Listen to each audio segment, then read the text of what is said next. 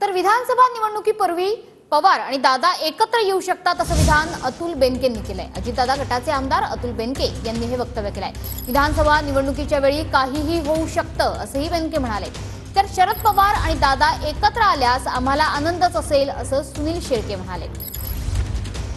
विधानसभेच्या निवडणुकीला अजून 1.5-2 महिन्याचा टाइम आहे।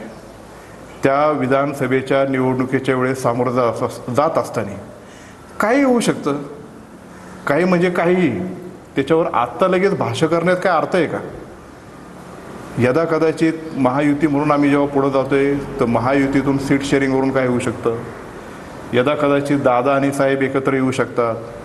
म्हणून त्याच्यावर मी एक छोटा घटक आहे। मी फक्त 288 पैकी जुन्नर तालुक्याचा एक लोकप्रतिनिधी आहे आणि म्हणून पुढं जात असताना काय होईल आता मी कसं काय सांगू शकतो? उद्याच्या काळामध्ये राजकारणात किंवा महाराष्ट्राच्या हिताच्या दृष्टीनं राष्ट्रवादी काँग्रेस पक्ष पुन्हा एक संघ होत असेल तर आमच्यासारख्या कार्यकर्त्याला नक्कीच त्याचा आनंद असेल।